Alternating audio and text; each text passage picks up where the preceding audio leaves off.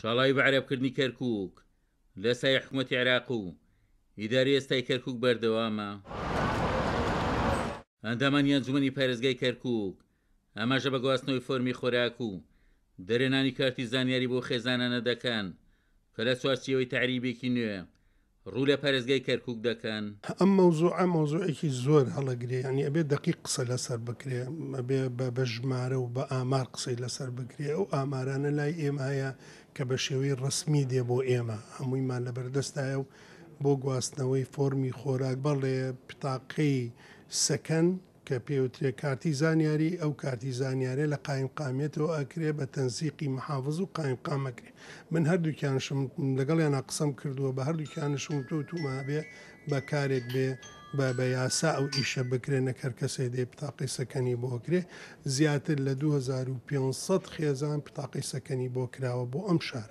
بەڕاستی گەوتە حاڵەتێکی بێتام بووە، خەڵکەکە بێزار بوو بەدەست کۆمەڵێ کاری ناڕەواوە کە لایەنێکی تونڕە و کە ئێستا دەسەڵاتدارە ناو پارێزگای کەرکووکە جێبەجێیەکە کە ڕەنگە ئەوە ویستی زۆرینەی لایەکانی کەرکووک نەبوو، بەتایبەتی کورد و تورکمان کە لەو مەسەلەی تعریبکردنیە زەرمەند دەبن و ئێستا ئەوەشی کە بەدی ئەکرێ و کە هەستی پێکرێ بە تەواوەتی ئەو بەرنامەیە کە بەعزدای ڕشت بوو بۆ تعریبکردنی پارێزگای کەرکووک.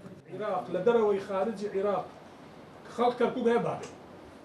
سەرکردەیەکی تورکمانیش لە کەرکووک ئەماژە بە مەترسیەکانی ئەم تعریبە دەکات کە لە سای حکوومەتی عێراق و ئیداری ئێستای کەرکووک بەڕێوە دەچێ و بەردەوامیە و شاڵاوە بە مەترسی بۆ سەر کەرکووک ناو دەبات. طبعا تغيير ديموغرافي كركوك تازانية لا هشتاكان حتى ئێستا مستمرة.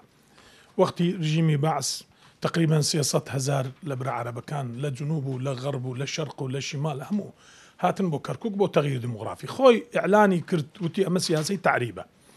دوای فرض القانون برا عەرەبەکان جارێتر گەڕانەوە وەکەئەنەما ئەو 300 هزارە بەشی نەیکرد، ئێستا 10 هزار لەبرا عەرەبەکان دێن.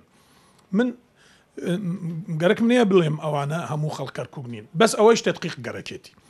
هەر کێ دێ ئەڵێ من خەڵک کەرکووکم. خەڵک کەرکووک بە وەثائق لازمە ئیسپات بێ. ئەگەر ئیسپات نەبوو ئەو کاتە ئەمە سیاسی تعریبی تر حسابە بێ.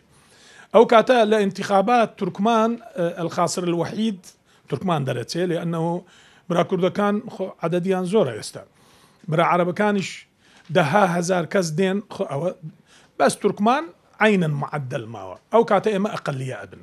سەرباری تاکیدکردنەوەی دادگای فیدراڵی عێراق لەسەر بەردەوامی مادەی 130 دەستور کەچی ئیداری ئێستای کەرکووک بە پشتیوانی بەشێک لە وەزارەتەکانی عێراق فۆرمی خۆراک بۆ کەسانێک ئەنجامەدات کە لە ناوچەکانی ناوەڕاست و خواری عێراق لەلایەک و قەزا و ناحیەکانی حەویجەوە لەلایەکی تر وەک کۆچی ناوخۆیی بۆ شاری کەرکووک ئەنجامەدات. عومەر غەریب، کورسات نیوز، کەرکووک.